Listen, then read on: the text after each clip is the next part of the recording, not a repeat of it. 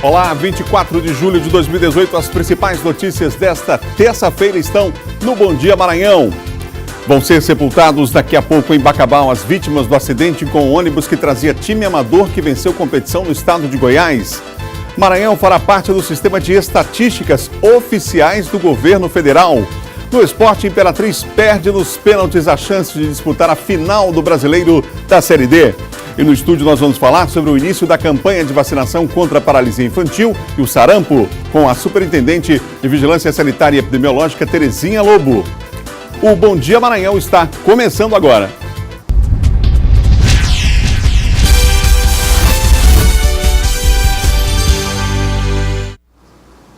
Sete horas e 1 minuto no Maranhão, você acompanhando aqui na TV Difusora, o Bom Dia. Vamos lá, informação na velocidade que você precisa para começar bem essa terça-feira aqui na TV Difusora no Bom Dia. Já os nossos repórteres vão trazer as principais informações para você. Eduardo Ericeira vai atualizar você das principais informações de hoje. Mas nós vamos começar mostrando como é que a cidade amanheceu nesta terça-feira. Olha só, tempo aí, o sol aberto, forte, inclusive bastante abafado o dia aqui na capital maranhense. Foi assim no dia de ontem e a previsão para hoje também. Algumas nuvens aí no céu.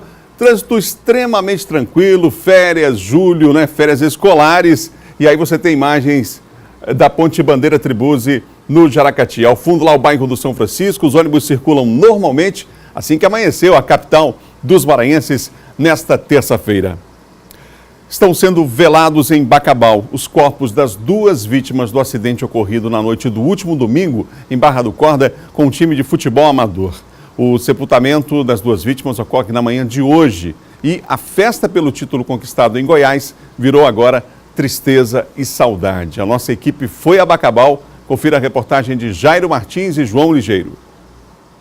Eduardo é um dos sobreviventes do acidente. Com a medalha conquistada no campeonato nas mãos, ele não consegue controlar as lágrimas. Tristeza, aquele cara era um pai para mim, Ivanildo. Não tem nem como falar dele. Dona Edinete é mãe de Eduardo e também estava no ônibus na hora do acidente. Com as marcas no corpo e muito emocionada, as palavras quase não saem. Eu não quero falar, não quero lembrar. O que a senhora recorda do momento do acidente? Só muita tristeza.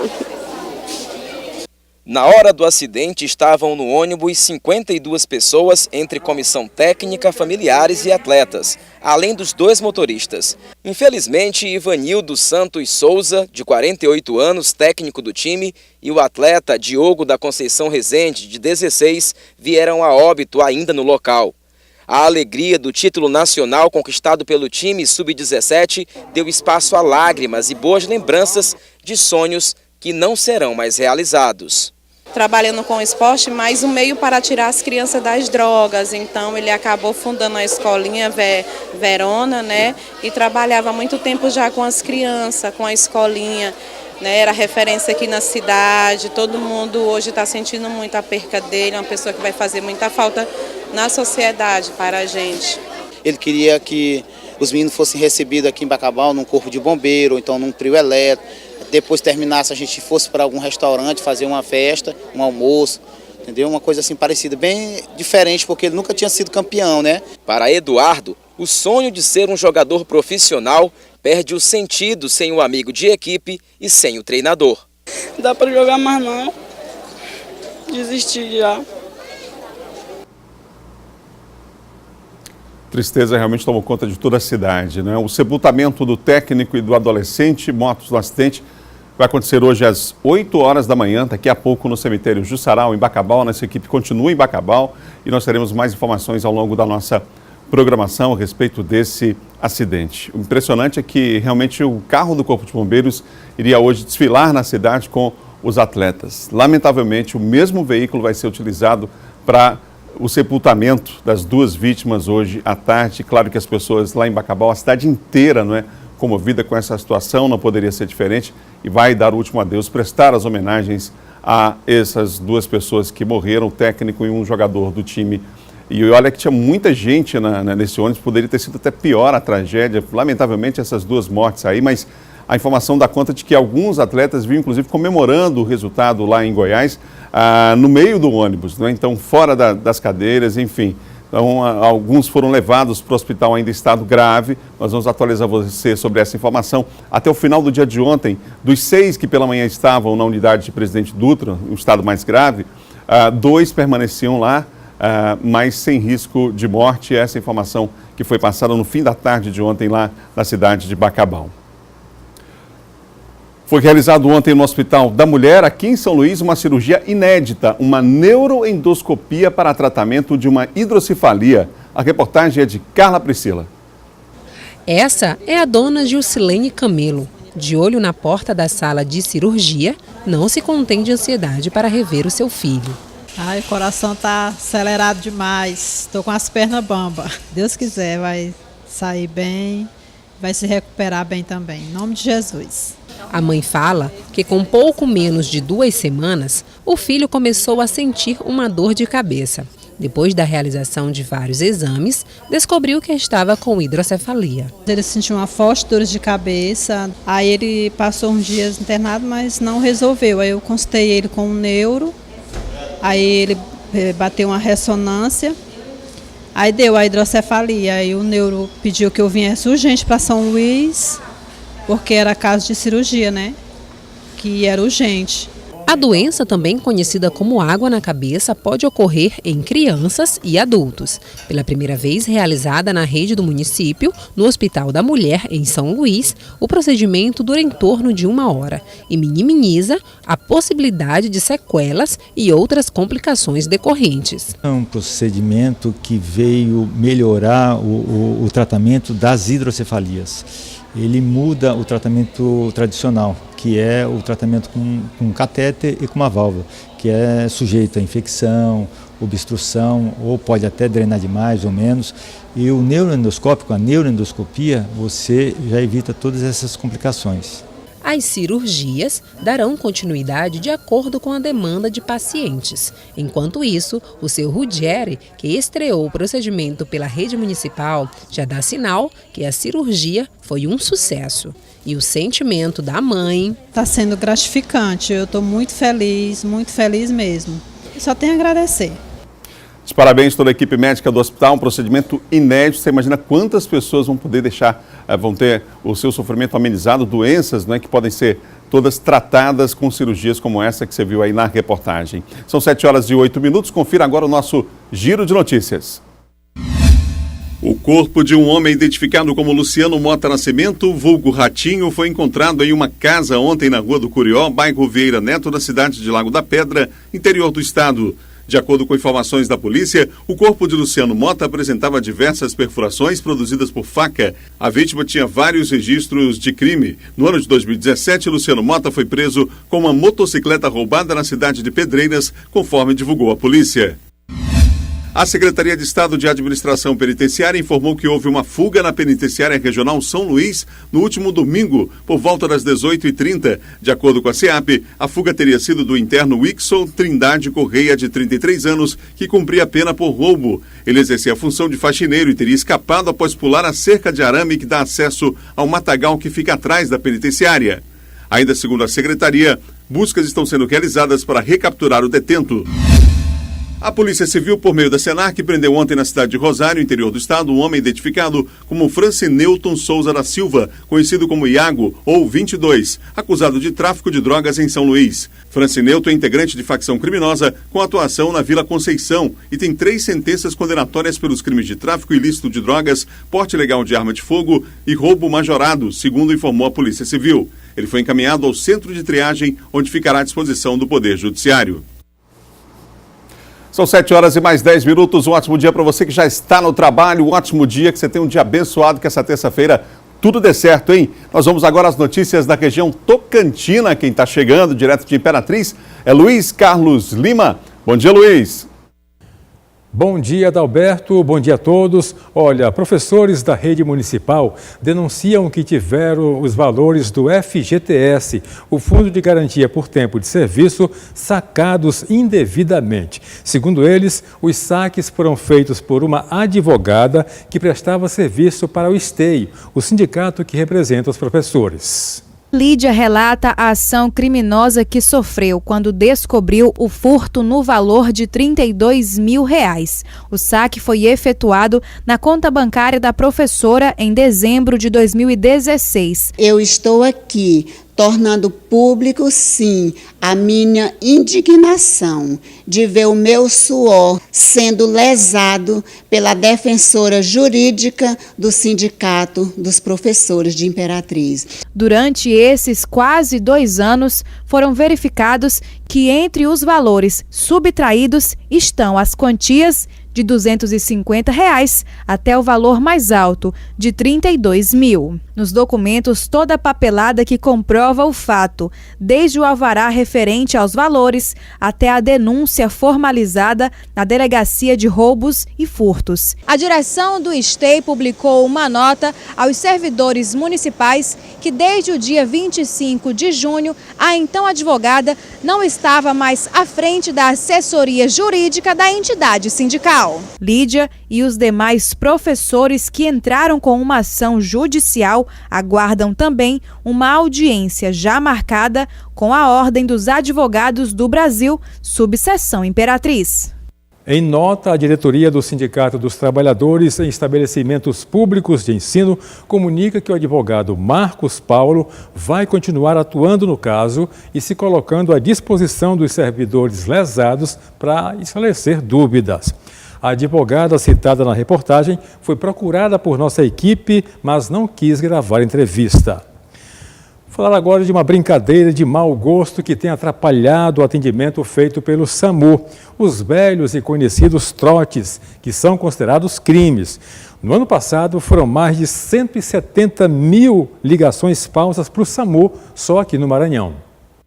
Desde 2014, fazer trotes aos serviços públicos considerados essenciais é crime no Maranhão. Mesmo assim, o número de trotes ainda é muito alto. Somente para o SAMU, foram 173 mil ligações desse tipo durante o ano de 2017 no estado inteiro.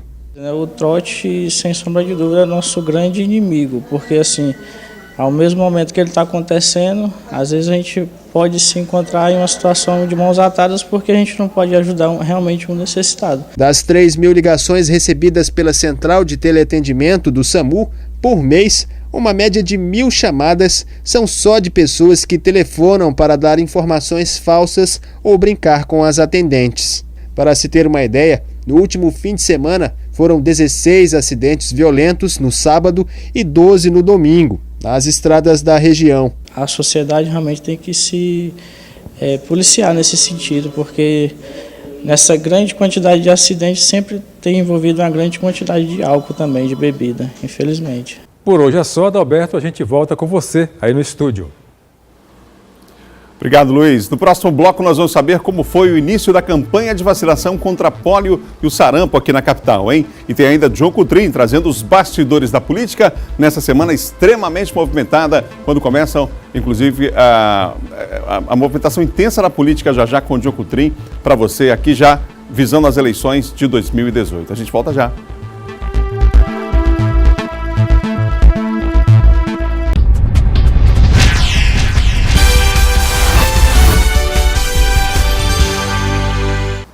São 7 horas e mais 17 minutos e você ligado aqui na TV Difusora no Bom Dia Maranhão. Teve início ontem em São Luís a campanha de vacinação contra o sarampo e a pólio. Sobre o assunto eu converso com Terezinha Lobo, superintendente de Vigilância Sanitária e Epidemiológica da Prefeitura de São Luís. Bom dia. Bom dia. Como é que foi esse início de vacinação e por que foi antecipada aqui a campanha nacional que só vai começar em agosto? É a Prefeitura de São Luís sempre oportunizando, né, para a população dias a mais, né, e aproveitando as férias para que as famílias possam ter mais tempo e mais disponibilidade de tempo exatamente para estar levando suas crianças e vacinarem. Ou seja, ninguém vai ter desculpa, né? A gente vê que no estado há ainda cidades, há uma semana, cerca de 30 cidades do Maranhão ainda estavam abaixo daquela meta de imunização de 50%. E é grande a responsabilidade dos pais nesse caso, né? Certo, são os atores sociais mais importantes, porque a criança, a prioridade da campanha são crianças, ela é específica para crianças de 1 ano a menor que 5 anos. Então, os pais, eles precisam ser levados por pais. Por isso que nós colocamos que são os atores mais importantes nesse momento onde nós precisamos, onde nós não estamos vivendo uma situação epidemiológica confortável em relação a sarampo e a pólio. Então, é necessário que essa cobertura vacinal ela se mantenha elevada. E aí é preciso os pais comparecerem com suas crianças aos postos e vacinarem, para que nós possamos manter esse nível de eliminação de sarampo em São Luís. A senhora falou de uma situação confortável. Há quanto tempo que a gente não tem registro dessas doenças aqui na capital? Nós estamos há 2 décadas sem esse registro, contudo sem confirmações, né? Contudo, a situação no momento não é confortável por causa das áreas da proximidade onde já aconteceram surtos. Bom, uma outra situação é que as pessoas que vão procurar os postos de vacinação, há vacina suficiente para todo mundo? Quantas salas vão funcionar aqui na capital de vacinação, nos postos? A vacina, sim, é suficiente para o público-alvo, né? Então, nós temos crianças de 1 ano a menor que 5 que vão vacinar campanha pólio e sarampo.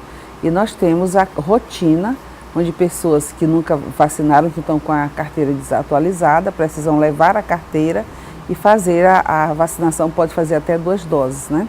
Até 29 anos. E de 30 a 45 anos até 1 dose da vacina tríplice viral. Existe o trabalho em 63 salas de vacinação, mas haverá também aquela equipe volante para fazer esse tipo de vacinação nessa campanha? O município de São Luís vai fazer um dia D, dia 4, que é um dia onde nós vamos ainda avaliar se há necessidade de fazer equipes volantes, de postos volantes. E nós temos o dia D nacional no dia 18 de agosto. Possivelmente teremos também postos volantes. Quais são as consequências das crianças, por exemplo, que não se vacinam contra a chamada paralisia infantil e contra o sarampo? As consequências são as piores possíveis, né? Se acontecer de uma reintrodução dessas doenças na nossa cidade, as consequências são terríveis, né? Porque há complicações. O sarampo é infecciosa, doença infecciosa, de uma transmissibilidade alta e podendo complicar, né, com complicações e até óbito. A vacina do sarampo, eu queria que a senhora confirmasse, está disponível, a prioridade é para as crianças, não é isso? Prioridade. Nosso público-alvo, pelo Ministério da Saúde, a recomendação são crianças de 1 a menor que 5 anos. Quais são os dias? Final de semana vai funcionar? Só dia de semana? Segunda a sexta, nos horários normal de expediente, de 8 às 5 da tarde. Muito obrigado pelas informações. Ontem, como é que foi o movimento no primeiro dia? Ainda foi... Foi bom. Foi bom? Muito bom. Em muitas unidades com a procura satisfatória. Agora não pode parar, tem que aproveitar, né, a oportunidade e levar as crianças. Os pais precisam comparecer nas unidades de saúde. E também pessoas que ainda não estejam vacinadas, que não estejam com a carteira atualizada, compareçam, levem suas carteiras e para que as equipes das unidades possam avaliar. Nós temos 63 unidades disponíveis com salas de vacina e com equipes preparadas para recebê-los. Muito obrigado pela entrevista aqui no Bom Dia Maranhão. São 7h22, portanto fica aí o alerta. A campanha de vacinação começou ontem, o dia D, dia 4 de agosto, mas você não precisa esperar até lá, né? Já aproveita o movimento, agora já esse início da campanha para vacinar. A responsabilidade dos pais é enorme, repetido, de segunda a sexta, disponível as vacinas nos postos, nas salas de vacinação. O horário é de 8 da manhã às 5 horas da tarde, portanto... Não esqueça, a campanha de vacinação importante contra a paralisia infantil e contra o sarampo. Nós vamos continuar falando de saúde. A mortalidade materna caiu quase 60% em todo o país em 25 anos. No Maranhão, várias ações estão acontecendo para uma redução ainda maior. Veja na reportagem de Ciro Mineiro. A meta é ambiciosa. Nos 30 municípios mais pobres do Maranhão, incluídos no Plano Mais IDH, a expectativa é alcançar uma redução de até 85% no que se refere à mortalidade materna e infantil. Para isso, ações estão sendo permanentemente desenvolvidas nestas cidades. A estabilidade fiscal e econômica do Estado permite que os investimentos sociais, né, na saúde, na educação, na assistência social, eles sejam mais robustos. Então, a gente tem sido feito um esforço coletivo pelo Estado do Maranhão para enfrentar a mortalidade materno-infantil. Dados da Organização Mundial da Saúde revelam que mais de 800 mulheres morrem todos os dias em decorrência de complicações com a gravidez ou relacionadas com o parto. Situações que, na grande maioria, poderiam ser evitadas caso essas pacientes tivessem um acompanhamento adequado durante o período gestacional. Muitas mulheres acabam se tornando vítimas da hipertensão, que no terceiro trimestre da gravidez chega a acometer entre 5% a 7% das gestantes.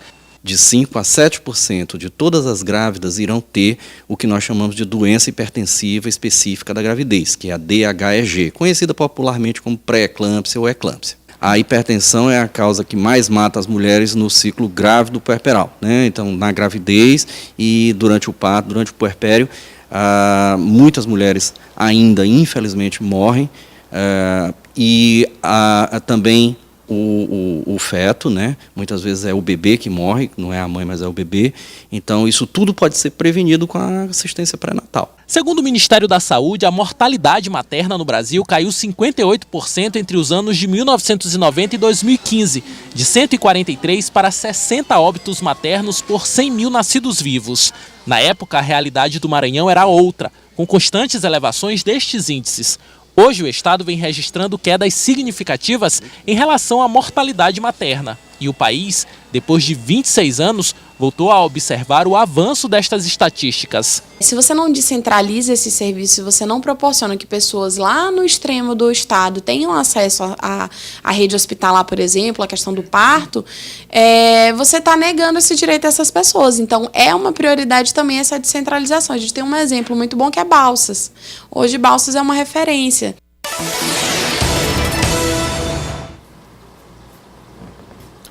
Aqui no Bom Dia Maranhão agora é hora de falar de política e atenção, acaba de sair uma pesquisa eleitoral, inclusive, para a corrida para o governo do estado e já nós vamos falar sobre esse assunto com o John Coutrin. São 7h26. John, um ótimo dia para você. Ótimo dia, Adalberto, ótimo dia a todos que nos acompanham nesta hora.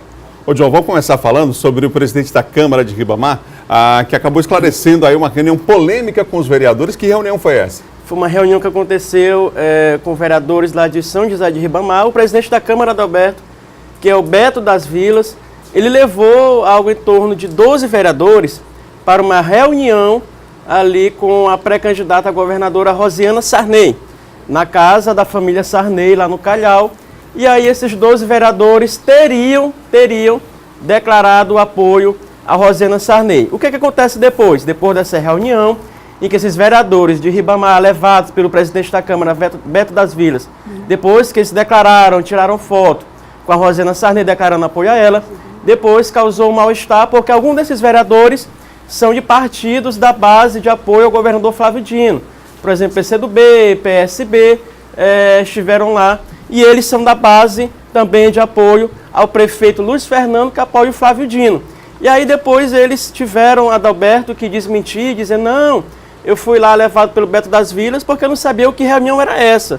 Algum desses vereadores, 4 vereadores desses 12 divulgaram nota negando que então que apoiariam a Rosiana. Aí o Beto das Vilas disse que ele não enganou ninguém, que ele anunciou, ele falou assim, não, eu falei para todo mundo, eu avisei para todos os vereadores que essa reunião seria com a Rosiana Sarney, seria na casa da família Sarney, em que eles iriam conversar com ela sobre o possível apoio à candidatura dela ao governo. Eu não enganei ninguém, e aí o Beto das Vilas confirmou então que ele apoia ela e que os vereadores não foram enganados por ele.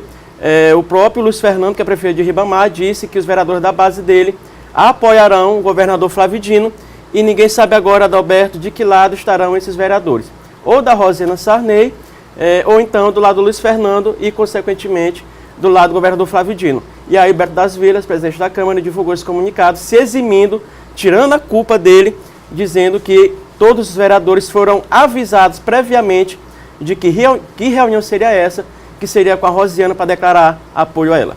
Nesse período de eleição acontece de tudo, é preciso ficar atento, né, a esses convites, aos lugares que você vai. Eu lembro de algumas eleições aqui em que as pessoas usavam, e agora com as redes sociais mais ainda, uma foto, por exemplo, o cidadão hoje está apoiando o candidato A.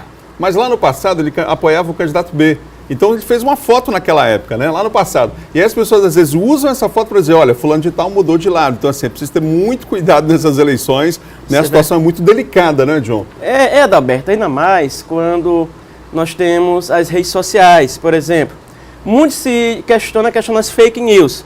O debate das eleições é fake news. O próprio presidente do Tribunal Superior Eleitoral disse que uma eleição pode ser até mudada por um resultado que possa ser alterado por uma fake news.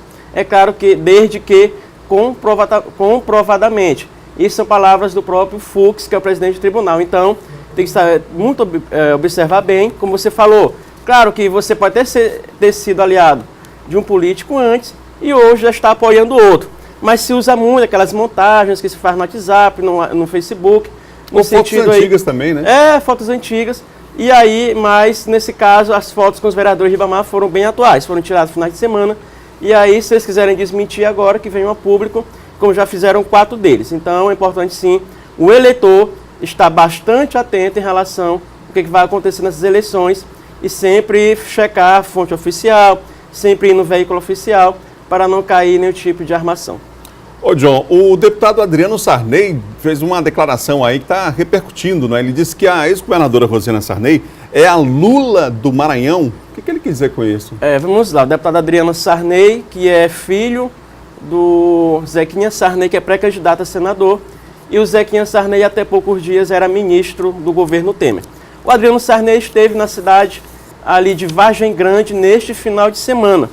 E o deputado Adriano Sarney fez uma declaração aí que vem gerando polêmica nas redes sociais, porque ele disse o seguinte: olha só, a Rosiana Sarney, que é pré-candidata ao governo, ela é conhecida lá fora e aqui no Maranhão como a Lula do Maranhão. Vamos ver um vídeo em que o deputado Adriano Sarney faz essa assertiva, essa afirmação. Sabe o que andam dizendo no Maranhão? Sabe o que andam dizendo no Brasil inteiro? Que a Rosiana é a Lula do Maranhão. Quem gosta de Lula, levanta a mão. A Rosiana é a Lula do Maranhão, porque a Rosiana... Olha aqui, Carneiro. Lula livre, Lula livre. Olha esse Carneiro aqui do lado. Lula livre. Por quê? Nós votamos nele. Se ele for candidato, nós votamos no Lula. Não tem pra onde correr. Não tem pra onde correr. Como é que a Lula do Maranhão não vai votar no Lula? Vamos votar no... E aí, Adalberto, vamos fazer rememorar, vamos à história. Por exemplo, primeiro, Rosiana Sarney e o pai dela, José Sarney, são aliados do presidente Michel Temer. Ambos são do MDB. O deputado Adriano Sarney é filho do Zequinha Sarney, como nós falamos, até poucos dias, até pouco tempo, era ministro do Temer, do MDB, o atual presidente.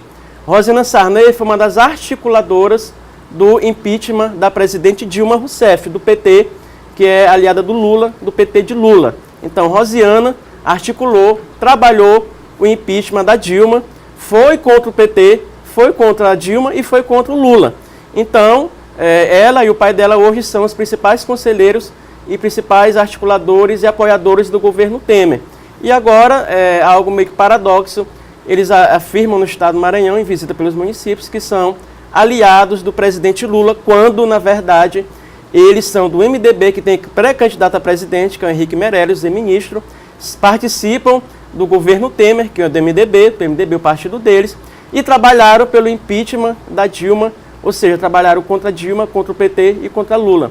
Então aí é algo assim desconexo com a realidade, ou seja, uma incoerência muito grande afirmarem que agora são aliados e que vão votar no Lula. Claro que eles têm todo o direito de falar isso, porque o Lula hoje é praticamente uma unanimidade no estado do Maranhão, ele que está com índice de aprovação muito grande no estado do Maranhão, é um dos estados que deu maior votação para Dilma e para ele nas últimas eleições, e por isso essa tentativa de associar a imagem de qualquer um ao Lula aqui no estado do Maranhão. Mas é claro que a história não mente, os fatos merecem ser relembrados.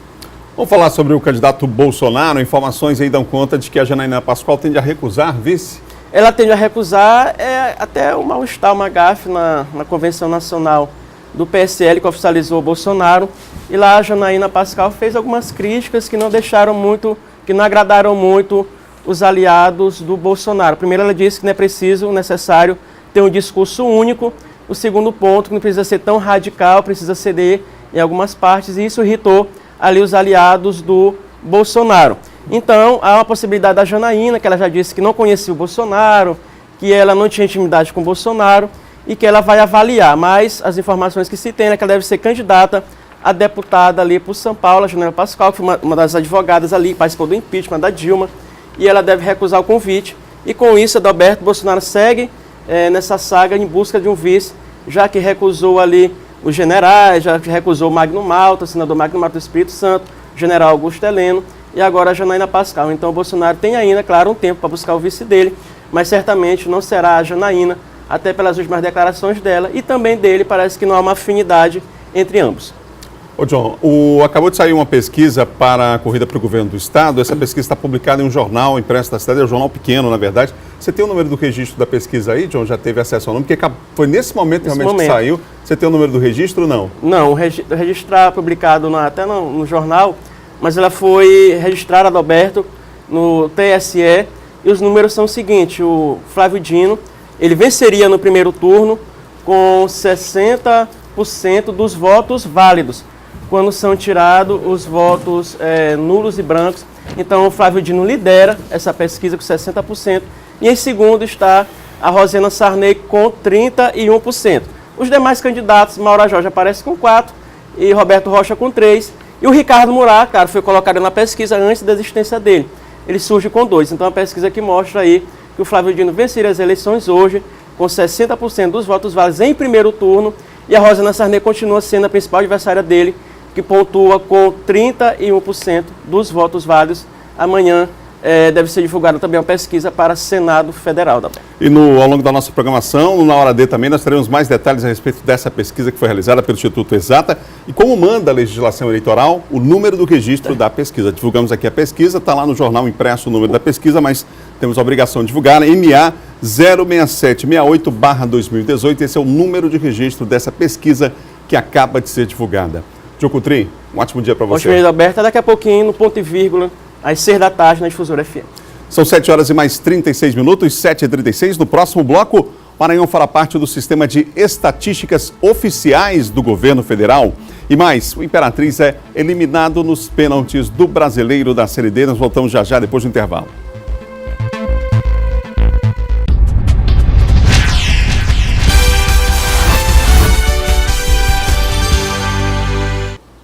São 7 horas e 39 minutos, você ligado aqui no Bom Dia Maranhão. Olha, o nosso estado vai fazer parte do sistema de estatísticas oficiais do governo federal. Quem tem os detalhes é Eduardo Ericeira aqui no Bom Dia. Ô Eduardo, importante aí, inclusive o presidente do IBGE está aqui na capital maranhense, tem uma extensa agenda, inclusive, a cumprir. Olá, muito bom dia, Adalberto. Bom dia a todos que acompanham o Bom Dia Maranhão. Pois é, Adalberto, o presidente do IBGE ele vai estar aqui no estado do Maranhão nesses 2 dias, hoje, nessa terça-feira, e também dia 24, e também amanhã, na quarta-feira, dia 25, vai estar aqui no Maranhão durante esses 2 dias. Na oportunidade, ele vai se reunir com representantes do governo do estado, inclusive com o governador do Maranhão, Flávio Dino. Nesses encontros que vão acontecer entre o presidente do IBGE, o Roberto Luiz Ramos, e também o governador Flávio Dino, representantes do governo, será discutida aí a adesão do Maranhão no sistema de estratégias oficial do governo federal. Também vai ser debatida a possibilidade de assinatura de um convênio entre o IBGE e o governo do estado, que vai possibilitar o repasse ainda de mais informações minuciosas a respeito, por exemplo, de temas de extrema importância, como é o caso de índices socioeconômicos aqui do estado do Maranhão e relativos também à aplicação de políticas públicas. A partir daí, o governo do estado vai ter ainda mais possibilidade de garantir mais investimentos para determinada área aí, para determinada política pública aqui no estado do Maranhão. Essa questão dos índices socioeconômicos, segundo detalhou o IBGE, será com base na emissão de notas fiscais. A gente, inclusive, está com a lista aqui que deve ter esse acompanhamento por parte do IBGE, documentos fiscais eletrônicos, tais como a nota fiscal eletrônica, a nota fiscal do consumidor eletrônica, o conhecimento de transporte eletrônico, o manifesto eletrônico de documentos fiscais e também a escrituração fiscal digital. São alguns documentos que devem ser avaliados para o repasse desses índices socioeconômicos. Ainda na oportunidade, também haverá uma mesa redonda entre o presidente do IBGE e também o governador e representantes do governo do estado, que promoverá debates sobre metodologia de dados estatísticos, em especial sobre a nota fiscal eletrônica e a pesquisa industrial mensal Produção Física, além da divulgação dos resultados preliminares na área agropecuária aqui do estado do Maranhão. O primeiro encontro já está previsto para hoje, deve acontecer às 17 horas, portanto, às 5 horas da tarde, na sala da vice-governadoria, que fica no Palácio Henrique de La Roque. Voltamos com você, Adalberto. Obrigado, Eduardo, pelas informações. Amanhã aqui no Bom Dia a gente vai falar mais a respeito desse assunto. São 7 horas e mais 42 minutos. Agora, que tal falar de esporte, hein?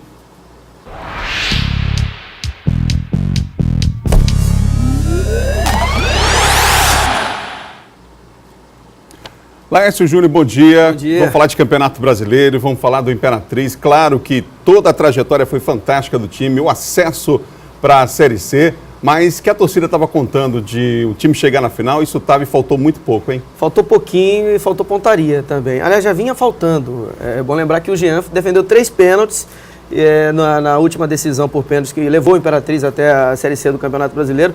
Ele fez 3 defesas de cobranças de penalidades no jogo contra o Manaus. O goleiro do Manaus fez 2, né? Isso acabou sendo o diferencial. Ontem o Imperatriz acabou acertando só uma cobrança de penalidade e as outras acabaram não sendo aproveitadas. O Imperatriz perdeu por 2-1. O 13 também teve um aproveitamento muito baixo na disputa de penalidades, numa partida bem equilibrada, onde até o último minuto o Imperatriz teve a oportunidade de se classificar no tempo normal. Veja como foi os melhores momentos, né? Como foram os melhores momentos da derrota do Imperatriz e, consequentemente, eliminação do Cavalo de Aço da Série D do Campeonato Brasileiro, mas dos males o menor. O Imperatriz estará na Série C em 2019. Como esperado, o 13 começa pressionando em um amigão lotado em plena noite de segunda-feira. Na tabelinha com Adalto, Eloir cria a primeira boa chance do Imperatriz. Marcelinho Paraíba de falta, obriga Jean a trabalhar para mandar para escanteio. Na cobrança, Marcelinho Paraíba, e o 13 perde mais uma boa oportunidade. No segundo tempo, Marcelinho Paraíba, aos 43 anos, segue comandando o 13. De fora da área, volta a levar perigo ao gol de Jean. E é de Marcelinho a cobrança de escanteio que resulta no gol de Maxwell Samurai. O artilheiro das artes marciais marca o primeiro do 13, 1-0. Adalto arranca em velocidade, vence a marcação de Ítalo e toca na saída do goleiro. Nilson Júnior evita o gol da classificação do Cavalo de Aço. Com a vitória do Imperatriz por 1-0 no primeiro jogo e a vitória do 13 em Campina Grande pelo mesmo placar, decisão nos pênaltis pela terceira vez para o Imperatriz. Vanderlei para no goleiro Mauro. Marcelinho Paraíba isola a primeira cobrança do 13. Gabriel Paulino também para em Mauro. Copete é preciso e marca para o time paraibano. Eloir volta a isolar. Uma noite de pontaria 0 dos jogadores do Cavalo de Aço. Herói das defesas, o goleiro Mauro para na trave. Mas André Penalva perde a chance de deixar o Imperatriz vivo. Mauro defende e garante a classificação do 13 para a final. 2-1 nas penalidades. Pênalti não é loteria, né, Davi? É interessante perceber que foram várias as oportunidades que o Imperatriz teve para fechar, para sair na frente, né? Porque o 13 batia, perdia. O Imperatriz ia lá, igualmente. Só o Daniel Barros fez gol, né? Isso, bem lembrado, bem lembrado. Nos outros, até o Eloy isolou, que não é de praxe. O Eloy sempre é um jogador que bate muito bem na bola, mas infelizmente o Imperatriz acabou desperdiçando muito nas cobranças de penalidades. Perdeu 4, o time do 13 acabou levando a melhor em uma penalidade, 2-1, e está na final. O adversário do 13 é o Ferroviário. Veja como foi a classificação do time cearense. Mateuzinho fez São José 1-0. Edson Cariús empatou para o Ferroviário ainda no primeiro tempo. Também na etapa inicial, Cal marcou o segundo e deixou o São José esperançoso para chegar à classificação ou pelo menos forçar a decisão nos pênaltis. Mas foi só. Com a vitória por 3-1 em Fortaleza, o Ferroviário decide a Série D contra o 13. Olá, dá para arriscar um palpite aí? 13 e Ferroviário, quem vai ser o campeão? A minha torcida é pelo 13. tem o Flávio Araújo, que é treinador, já conseguiu 8 acessos, mas o Ferroviário está muito forte, vem um ano de ressurgimento. O Ferroviário que estava lá esquecido, ficou sem série durante um bom tempo, desorganizado, tem uma torcida pequena, mas apaixonada. Acredito que o Ferroviário tem uma melhor equipe nessa decisão, só que o 13 está muito forte, né? E tem esse Marcelinho Paraíba interminável com 43 anos e o Flávio Araújo, que é papão de títulos dessa competição. Sei não, vou apostar no Ferrinho. Acho que o Ferroviário esse ano vai ficar com o título de campeão brasileiro, viu? Vamos aguardar. Laércio, vamos falar de Campeonato Brasileiro agora, da Série B. O Sampaio joga mais uma vez, aliás, joga praticamente todo dia. Sampaio joga, não para, desde a Copa do Nordeste, né? Aliás, a Copa do Mundo não parou para o Sampaio correr, não. Tricolor joga daqui a pouco em Sorocaba, jogo marcado para 9h30 da noite contra o São Bento, time que veio também da Série C no ano passado. E tem algumas novidades. Uma ruim, que é o Silva, tá fora, é mais um desfalque. E 2 positivas, que é o retorno dos 2 laterais, né? O Bruno Moura volta na lateral direita, você tem algumas imagens dos treinamentos ainda realizados aqui em São Luís antes da viagem lá para Sorocaba. O Bruno Moura volta na lateral direita, substitui então o Marcelo, que jogou na última partida, e o Alisson retorna lá na lateral esquerda, sai o Kaique. No meio de campo, o Silva, como está suspenso, ele já não tem o William Oliveira, que segue se recuperando de contusão, entra o César Sampaio, que já foi titular em algumas oportunidades. A única dúvida estaria no ataque. Vai de Reginaldo Júnior ou dá uma oportunidade para o Alvinho, né? É essa a questão. O certo é que Carlão não será opção, porque o Carlão foi dispensado ontem à tarde do time do Sampaio Corrêa, um atacante que chegou com toda a pompa para ser titular, marcou 2 gols em 14 jogos e não é mais jogador do Sampaio Corrêa. É um a menos, então, à disposição do técnico Roberto Fonseca, que vai de William, vai de Alvinho, enfim, os jogadores que estão à disposição para essa partida de daqui a pouco, 9h30 da noite em Sorocaba, contra o São Bento, pela 17ª rodada da Série B. Vencendo, o Sampaio sai da zona do rebaixamento, joga hoje em Sorocaba contra o São Bento e na próxima sexta-feira vai a Varginha, no interior de Minas Gerais, encarar o Boa Esporte pela 18ª rodada, 2 partidas fora de casa para o Sampaio Corrêa.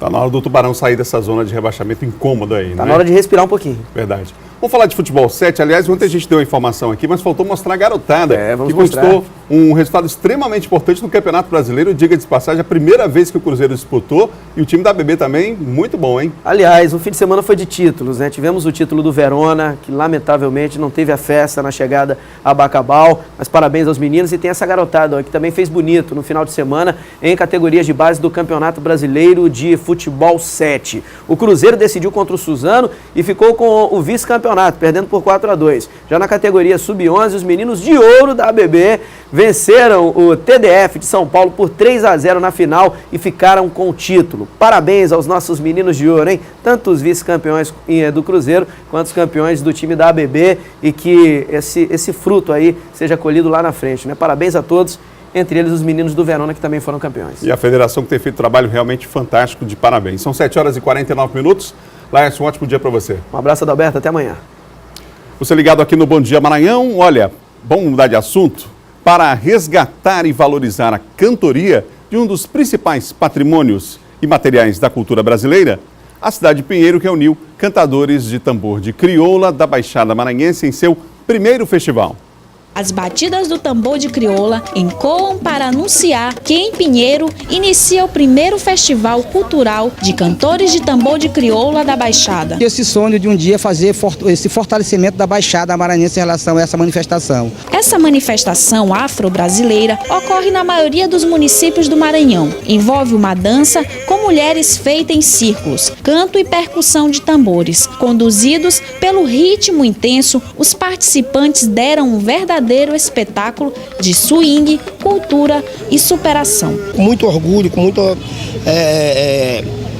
alegria, né, de fazer parte, né, desse contexto, em se tratando de tambor de crioula, que é uma coisa que eu trago no meu coração, nas minhas veias, entendeu? Seu José, de 74 anos, sofreu um acidente vascular cerebral há alguns anos. Mas, mesmo as limitações do seu corpo, não superaram sua paixão pela cultura. Desde criança, eu vendo o Mazé cantar, eu ia prestar atenção e fui gravando na cabeça.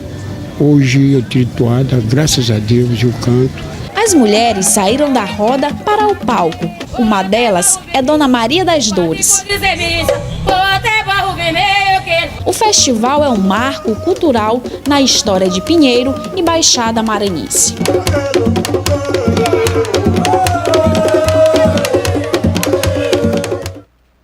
Tambor de crioula que tem tudo a ver com as nossas raízes, a nossa identidade, a nossa formação, não é? De parabéns. E aqui em São Luís, você sabe, já tem a Casa do Tambor de Crioula, uma excelente opção nas férias para visitar a recém-entregue Casa do Tambor de Crioula aqui na capital maranhense. Bom Dia termina agora. Outras notícias no nosso portal MA10. Amanhã a gente se encontra, hein? Às 7 horas da manhã. Até lá!